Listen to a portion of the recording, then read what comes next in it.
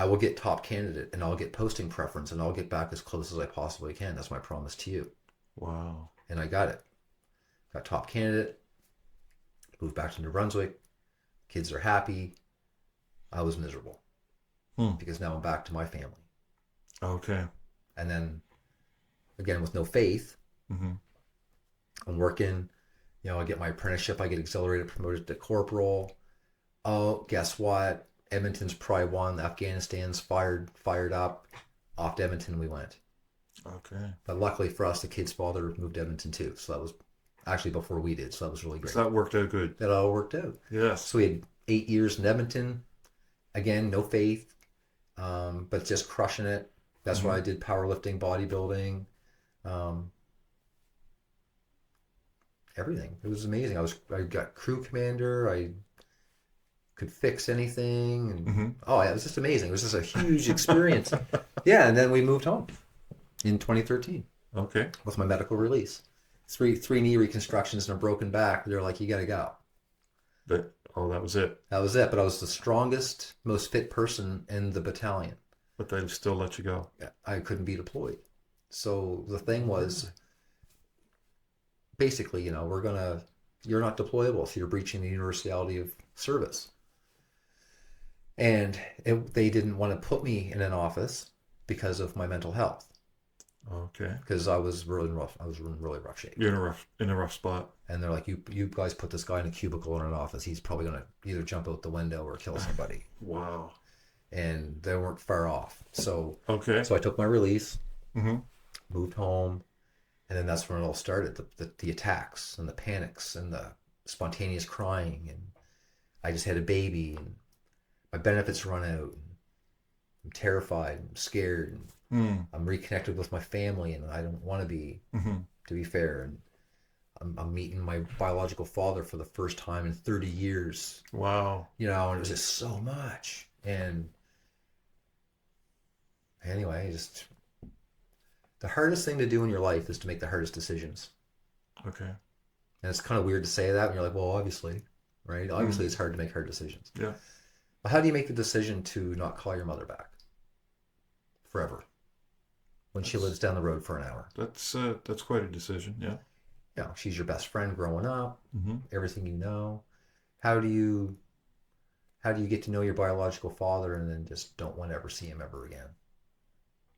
Yeah. Like, and then of course my wife is like, now here's the dynamic. My wife's mother rather, Mm-hmm. um, she was at home. Right. She was dying. She Mm-hmm. had terminal cancer.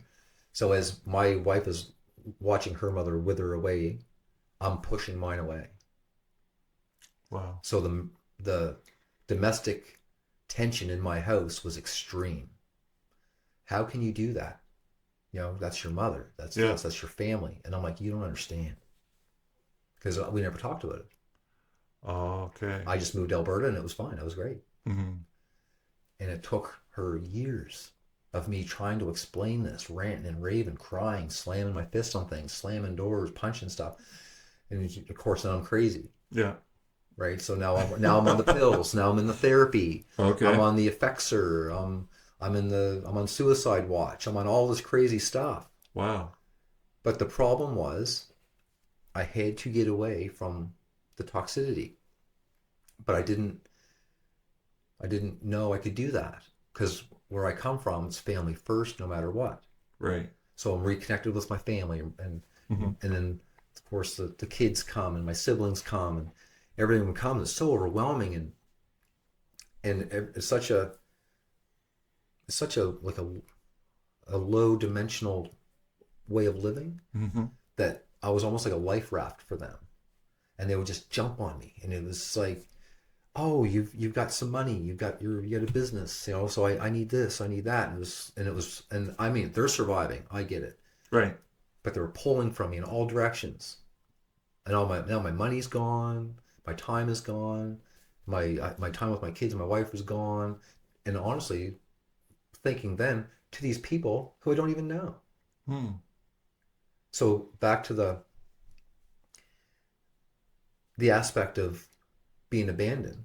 So here I am serving all these people who I thought I was taken from my whole life. And to sum up that whole thing I just talked about my dad and my mom and my family, it was my mom the Wow. whole time. It was her. It was her Mm-hmm. that allowed it all to happen. She endorsed it all. It was crazy. And then when I learned that, and it was just, I went to this counselor from the Rose Point Therapy in Bedford, and he says, "Hey, I want you to read this book." And it was Adult Children of Alcoholic Parents. Right. I read it. That's me. Okay. Yep, that's me. Lack of emotion, lack of empathy, lack of everything, right? Pure stone cold. But not like you're not evil though. Like it was the weirdest thing. I'm not a criminal like that. I'm not evil. I wasn't malicious, Right. vengeful, but just don't care and angry. This is the weirdest, which now shows me that I am a really good person. I was just consequential to my life. Yeah. Um, so yeah, so I had to distance myself from my family a little bit then, Mm-hmm. but then I'm with my father's family for the first time in forever, and then it kind of dawns on you like, where have you been? Like, where have you been? Here. This is a half hour up the road from where I grew up. Like, where were you? Yeah. Like, why didn't you come slam that door down and get me out of there? And it was my wife that hunted my father down, not me. Oh, really? She hunted him down because, oh, we're moving home, right? So Oh. you want to meet your dad. So she arranged it all, and I'm Okay. like, no, I don't want anything to do with this. So I get plunged into that, my anxiety, my depression, my absolute zero coping skills, and there's a process through that. And then that's when I met, my first encounter with the Band of Brothers, Okay. right? So this is my whole work life into this, Mm-hmm. and then the hardest decisions are the hardest ones to make, Mm. obviously. But I'm going to disconnect to make the decision to have zero to do with anyone. Hmm. Like, even in death, don't call me. Like, to that level. Wow. And first, I did it for healing. Okay. Like, you have to cocoon. Right. You have to protect yourself, and you're vulnerable, and you have to go into your own space to heal. Right. And I'm healing, but as I'm healing, there's things that just aren't leaving, and it is the abandonment. Mm-hmm. Well, the crime of the heart is that when you're abandoned, there's this weird yearning to want it. Like, I want my dad to love me. Okay. I want my mom to look at me as as her son, and not someone who just takes care of her. Because when I met my wife, she actually was mad. She's a devouring mom. Uh-huh. So if you understand the term devouring mothers, essentially they typically lose their husband to some sort of behavioral thing, Okay. and they raise their son to never leave them. Oh, I see. Okay. It's like I become like her new husband in a way. So it's Ah. not sexual at all, No. but it's companionship. You'll never leave me, right? I can Sort always of, depend on you, right? sort of like that. An emotion. Could you say an emotional crutch? Is that Beyond. beyond that? I mean, I did everything. I paid for Christmas. I paid the bills. I fixed the car. I was 20 years old and I was responsible for human life. I was the husband that she never Never had had. because my stepdad was there, but he wasn't present. Okay. But then here's the dilemma, or the dilemma then, but the understanding. Well, my stepdad's not going to step up if I'm always doing everything. So through this whole crazy dynamic, my mother allows the crazy stuff to happen, and she endorsed it. I learned this later, but she totally endorsed it, went back for it. She was like addicted. She was addicted to the addiction in the emotion. Right. It is a thing. But of course, where she comes from, that's all she knows. Mm. So, you basically marry who you resonate with. So her dad was my stepdad. Okay. They're like the same person. So you marry who you know. So that's fine. Um, but this how it all intertwines is so it's so simple when you see it on paper, but it's so deep. So basically, don't leave me. I need you. You're awesome, but only if you do stuff for me. So I'm only a good boy if I do good. So when I said to her, "Hey, I met this girl and I'm going to ask her to marry me," it was like, "I knew it." Yeah, she was like, her hands go up. "I knew it. I knew it." And then it's the whole. She just wants you to babysit the kids. She just wants you for her. Oh, So okay. she's talking through her because Right. that's what she wants me for. Taking the kids to their speech therapy, picking up the diapers, going to Mm. the appointments, contributing to financial needs of the home. Mm. I was just free labor. So abandonment again. So what I learned through all of this was I'm a I'm attracted to what I wanted as a child, which is, do you love me? Do you have my back? Thank you for Mm. coming back for me. Mm. You know, but no one ever did come back for me. So as an adult, I felt so. I'd see my dad and or my stepdad, and I'd be like 5 years old again. Oh, And wow. and I was so disgusted with myself. Like, why do I do this? Like, why do I act this way around him? Mm. Like, do you love me now? No, no, you don't. But you're not able to love. So that what would Jesus do? Like Jesus would forgive, for they know not what they do. Okay. You can't love if you don't know love. You can't give what you don't have. Right. It's impossible. Mm. I like to have a glass of pop, please. Well, that's water. I can give you water. Mm-hmm. I can't give you what you want because I don't have it. Wow. So you can't give compassion if you don't know what it is, Right. right? We have to be taught to know. That's the biggest failing of the human psyche is we are a stem cell when we're born. The only thing we actually know is what we're taught. We know nothing else. Mm. We're not like a deer that can pop out and walk and eat grass and run around, Mm. right? We Or have to be taught. we have to be taught everything. We have Mm-hmm. to absorb it all. So I learned to never give up on the people who hurt you the most. But see, with no Christ in my life or with no standard of compassion or self worth, I would always fall back into that cycle. And it almost completely ruined my marriage, my relationship with with my stepchildren, my children. Mm-hmm. It's craziness. Total crazy. So to make the decision of I am worth more. Now to say this without an ego though, Yeah. that's what's important. So Okay. anyone listening to me right now, it's important to understand that this does not come from a place of elevation or Mm-hmm. ego or pride. Okay. It comes from a place of I am the most important person in my life. If I don't have it, then everyone who depends on me will have nothing. So I'm a father, I'm a husband, I'm a human, I'm an HVAC technician, I'm a I am. Mm-hmm. But really you are what you are. Okay. So this identity crisis that is going on, Mm-hmm. I had an identity crisis because I didn't have a standard. I didn't know compassion. I only knew what I didn't want. Okay. So through all of and this is just surface stuff. Right. But getting to this point, it was making the hardest decision is deciding to not go back. When you watch the movie and it's like a space movie and they're on the planet and the aliens are coming and they all get in, they shut the big door, but Okay. like the guy's sister is outside Okay. and they're like, oh, she's like, open the door. Yeah. And Yeah. he's like, I can't.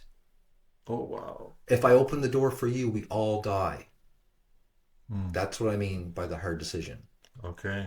So when you look at someone square in the face and you Mm-hmm. know that that's the last time you'll ever see them, even if they live a half hour down the road. Wow. Because and I get it. Like you can be compassionate all you want. Mm-hmm. There are things that aren't welcome in your life. Some things you have to block right out. And it's not the people, it's the behavior. Okay. Yeah.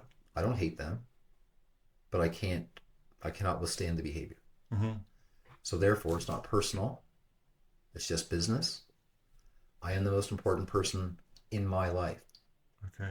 I'm the leader of my life.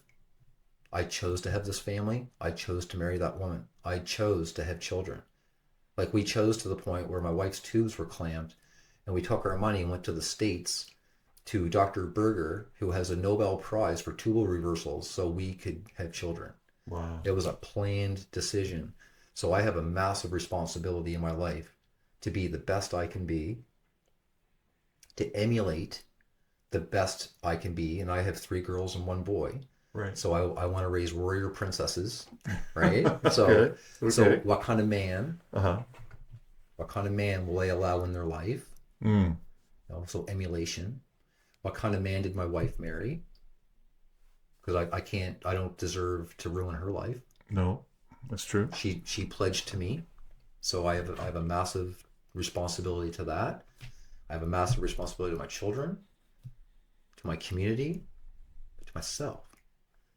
Because when you bear the weight, you don't have hands for anything else, Right. right? So making those hard decisions.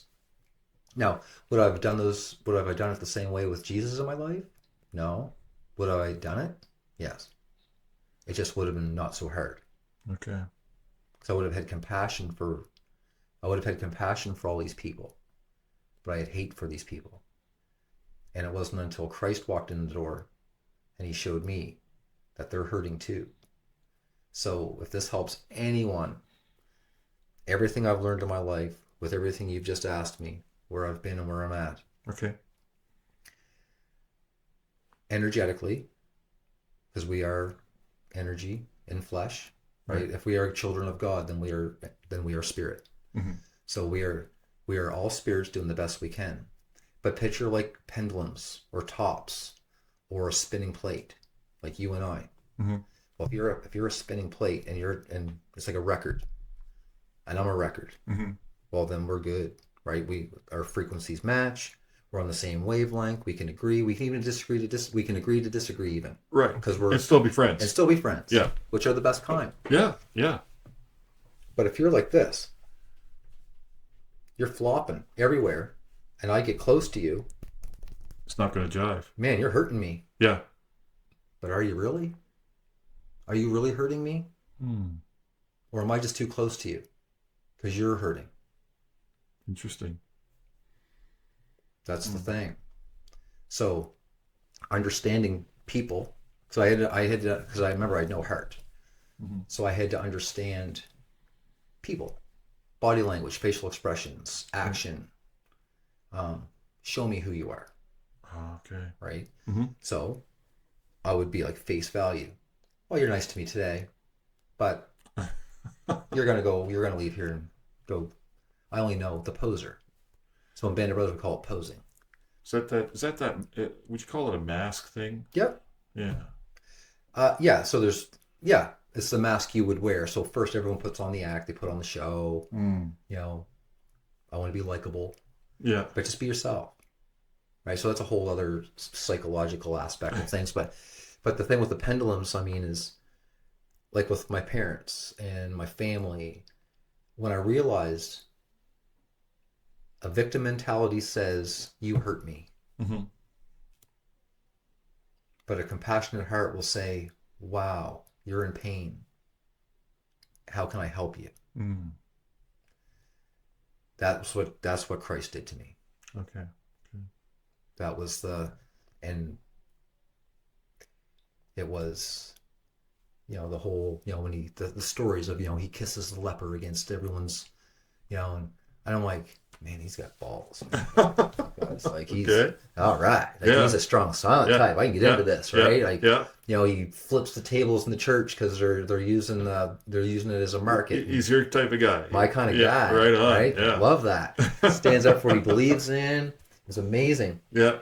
Um, but I was having a hard time with things at the same time because now I'm becoming compassionate, but with everything you kind of fall to one side and you kind of fall to the other. You kind of it's a bandwidth, right? You go, and then you kind Okay. of find your center, Right. but center's never center. Oh. Center for everything is always off balance, slightly, like good and evil, light and dark. Mm. It It's just there just is. It's a polarity thing. It's that fighting back and forth. Yeah, so you can be a 60-40 split good guy. You can be an 80-20 split good guy. Mm-hmm. You can be a 90-10 split bad guy. Wow. So, but he still has good in him, Mm. 10%, right? So to me, I learned a lot of the psychological aspects of, so the victim, which was me, Mm-hmm. poor me, I'm abandoned, Right. the I ams. If you said, if I said to you, I'm angry, Right. or sorry, if you said to me, I'm angry, my response to you would be, are you anger? Because I am is a definite statement. I am is definite. It means I am a tree. I'm I not a am bush. that. I am that thing. I am that. Ah, interesting. I am a tree. I am a branch. You're not a branch of the tree. Mm. You're the tree. Right. I am a bird, not a frog. I'm a bird. I am a human. I'm not an elephant. Mm. So I learned victim mentality identifies with their emotions. I am angry. I am hurt. I am Mm-hmm. abandoned. Those are things you feel. They're not things you are. Really what you are is I feel angry. I feel abandoned. I feel. And I say this now because to help you understand the pendulum aspect, the pain aspect. Mm-hmm. Someone's over here flip like my dad, my stepdad. Like, wow. The anxiety, the sweats, the out of breath, the whoa. Like the energy. Just you ever see that cartoon Dragon Ball Z? You know, it's like from the 80s, 90s. Okay. I mean, just the energy, scary, right? Scary energy. But he was full of fear. Mm-hmm. He was fearful. Um, so I learned this stuff anyway with the pendulums. I learned that a victim mind will say, "You have done wrong to me." Okay. So it's victim. Mm-hmm. Poor me, right? Great. So that was me. That was totally me. You were the victim. Oh yeah. Oh yeah. Terrible. Like I mean, he effed me over. He Oh, it's he all did their this. It's fault. all their It's all fault. their He cut fault. me off. You don't hug me enough. You know, and Yeah. all that stuff. Yeah. So learning that was the compassion aspect of it, the forgive them for they know not what they do. It's like, okay, so we're all we're all like these beautiful spirits on this earth, and you're over here scattered, and you're over here streamlined, Mm. and they you don't match, Mm-hmm. right? So adopting the philosophy of why are you this way, to understand, so to listen to understand Mm-hmm. why are you this way, why are you so angry right now, not don't be angry at me, Mm. what did I do? Hey Rick, just ask me, it's kind of out of your nature, like what's up today, Yeah. what's going on? Mm-hmm. Well, blah, right? Something falls out of your mouth, and then I go, huh, wow, I can understand why you're a little flustered right now. Mm. Now it's not personal. Right. It's not personal at all. Then the compassion kicks in. This is where my main man standing next to me goes, give him a hug, man. Yeah. You're starting to get integrated there. Yeah. So I would get the tap on the shoulder. It's not about you. Mm. Yeah. Tap, tap, tap. It's not about you. Huh. And this is how God speaks to me. Just like that. It's not about you. What? What do you What do you mean? mean it's not about me? What do you mean it's not about me? Yeah. Listen. So this is what the nuts and bolts of it really, the compassion that Christ showed me was the missing link for me. I had the psychology, I had everything down, but I had no compassion Okay. because I had a victim mindset Mm. of you hurt me, you abandoned me, I am angry, I am sad, I am, but then really your heart's going, I am worthless, I don't have what it takes, I'm not loved, no one needs me, I'm no good for nothing. That's Mm-hmm. really what happens. Okay. So when you realize my dad never hurt me one day, not even when he did, Mm-hmm. he never hurt me. He was a complete mess. I was too close, and his explosive blast took You me got out. you got caught in the got you caught in the blast. I got caught in his blast. So Christ brought change into your life after all this pain and sorrow and almost like no tomorrow. There almost was no tomorrow a few times Yeah. like that. Um, what about now? So we've seen you've come out of your childhood into your adult life, and you've seen the downs and the ups. So where are you now? Good question.